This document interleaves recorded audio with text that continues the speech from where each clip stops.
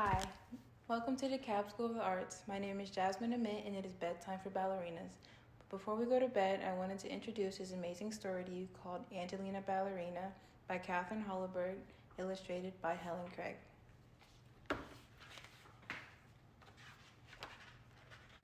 More than anything else in the world, Angelina loved to dance. She danced all the time and she danced everywhere, and often she was so busy dancing that she forgot about the other things she was supposed to be doing. Angelina's mother was always calling to her, "Angelina, it's time to tidy up your room now," or "Please get ready for school now, Angelina." But Angelina never wanted to go to school. She never wanted to do anything but dance. One night, Angelina even danced in her dreams, and when she woke up in the morning, she knew that she was going to be a real ballerina someday. When Mrs. Mouseling called Angelina for breakfast, Angelina was standing on her bed doing curtsies. When it was time for school, Angelina was trying on her mother's hats and making sad and funny faces at herself in the mirror. "You're going to be late again, Angelina," cried Mrs. Mouseling. But Angelina did not care. She skipped over rocks and practiced high leaps over the flower beds until she landed right in old Mrs. Hodgepodge's panties and got a terrible scolding. At playtime, she twirled and spun across the playground so fast that none of the little mouselings in her class could catch her, and they were all very cross. After school, she did a beautiful arabesque in the kitchen and knocked over a pitcher of milk and a plate of her mother's best cheddar cheese pies. "Oh, Angelina, your dancing is nothing but a nuisance," exclaimed her mother. She sent Angelina straight upstairs to her room and went to have a talk with Mr. Mouseling. Mrs. Mouseling shook her head and said, "I just don't know what to do about Angelina."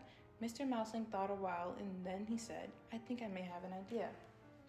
That same afternoon, Mr. and Mrs. Mouseling went out together before the shops closed. The next morning at breakfast, Angelina found a large box with her name on it. Inside the box was a pink ballet dress and a pair of pink ballet slippers.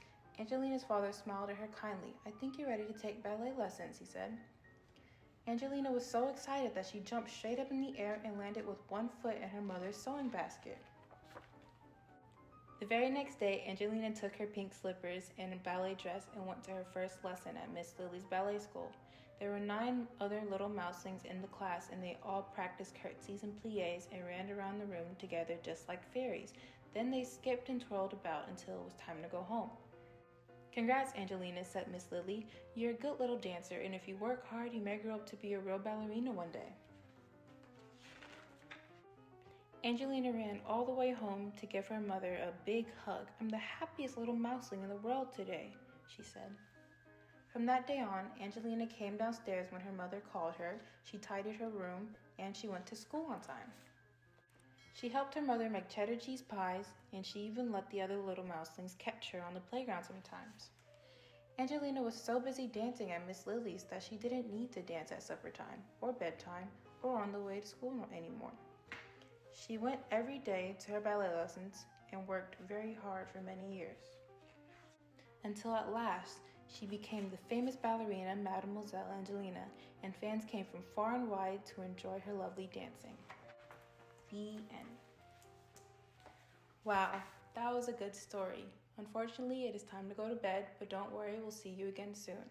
Have sweet dreams and visions of sugar plums dancing in your head. Good night.